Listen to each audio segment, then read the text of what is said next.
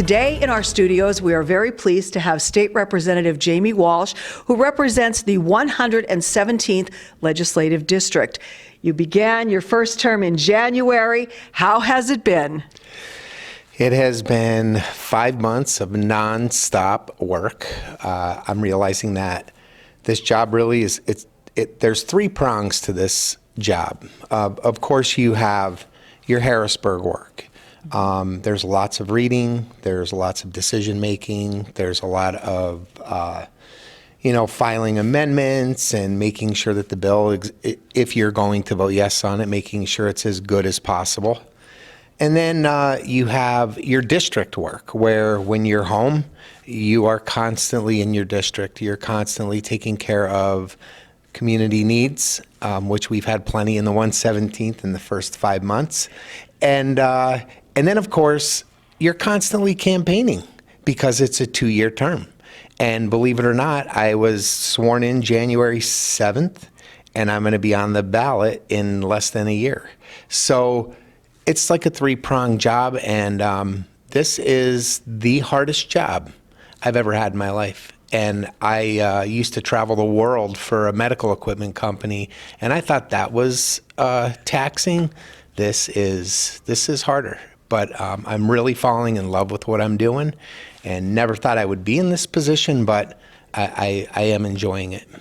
We saw you out at some events that were happening, and I said you had baptism by fire when this started in your first couple of months. I'm talking about the Penn State Hazleton campus and the Penn State Schugardt campus, that they had that meeting with that at the launch box in downtown Hazleton, and you and the other State Representative Watrow and Senator Argyle and Senator Culver were all there to host that. So that was a big deal. And then the PPL power line, they had a meeting as well, where an open house, I guess we'd call it, that the people were there, and that got a little bit heated at times. Yeah. And then also, there's the talk of what's going to happen with the Whitehaven Center that closed. So how has it been dealing with such major projects right out of the gate? Well, let me start with the project. The first one that you spoke about was Penn State. And there's so many people in our community that are reliant on those Penn State campuses. People that want to go to school, but they can't afford to live at main campus. It's such a benefit to our communities. And I have Penn State Wilkes-Barre, which is located in Lehman, Pennsylvania, and then Penn State Hazleton, which is right on the border of me and Dane Watrow's area, and then Schuylkill does affect a lot of the people in the 117th, because all three campuses have students from the 117th. Right. I know Penn State Wilkes-Barre is fantastic. They have their 2-and-2 program, and one of my nephews and one of my nieces did their 2-and-2 program just a few years ago, and that was so beneficial because they didn't want to go away. They wanted to get their base done here, figure out what they were going to do, and then go to main campus. So the whole way that it has been handled hasn't been handled properly. You would expect a lot more from a university to do the right thing. On the power line front, that could literally, you look at Luzerne County, and there you go all throughout Luzerne County, and I live in the northern part, so I'm a lot more aware of from what happens from Harvey's Lake all the way out through the Cross Valley, Wilkes-Barre, and you start to look at the county as a whole, and you look at how many rural gems there are left in our county, and there is not many. This power line project could literally destroy one of the last gems that Luzerne County has. And the fact of the matter is, we understand PPL needs power, but there's an alternate route that they can take that would disrupt very few people. The way they're going right now, it's gonna impact over 50 people in that 12-mile stretch. Farmers, hunting cabins, people that have built their entire life in that area, and now this 240-foot high power line is going to come through. So that has been a challenge, but we've been busy on it, and we've got a lot of support from our senators on that, which is great because we need an all-hands-on approach to ask PPL before they go to the PUC to consider the alternate route that's not going to disrupt the people as much. And then, of course, the last thing is that you had talked about, the Whitehaven Center.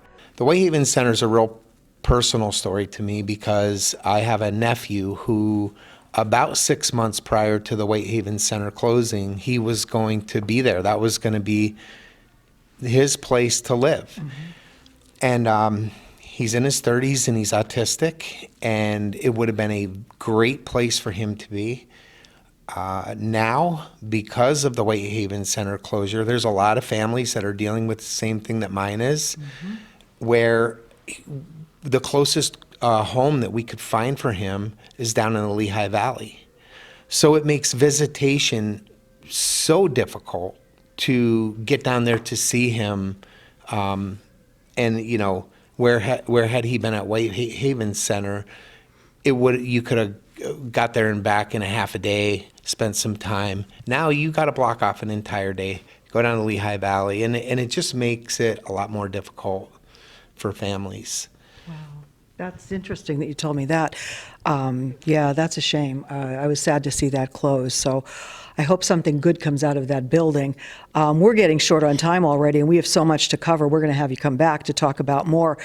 For people that are watching this, if they need services of the state representative's office, like where are your offices? How do they get in touch with you? So we have two offices. We have one in Dallas Borough, which is in the northern part of our district. And then we have one in Sugarloaf, which is right by Gold's Supermarket, and that's in the southern part of our district. I am only a phone call away. If anybody needs me, I can meet them at either office if they need to meet with me directly. But I have 4 staff people that are incredible, 2 in Sugarloaf, 2 in Dallas Borough. 80% of the things that people need can be handled through one of my staff people. They're very educated. 2 of them have been with the state handling these issues for 18 plus years. Wow. So they have really made my transition into this job seamless because they are so dedicated, they're on top of things, and they know where to get answers. I found out that that's probably the most difficult thing in Harrisburg is when someone has a problem, where do you go? Who do you go to get an answer? And I am so thankful I have Joan and Carol. And then in Dallas, and then in Sugarloaf, I have Sherry and Alex, who are cross-training with Joan and Carol right now. They're only a phone call away if they need help with something. But basically, any state-related issue that you need help with, and you're not getting satisfaction or you can't get in touch with the right people, we can get you there.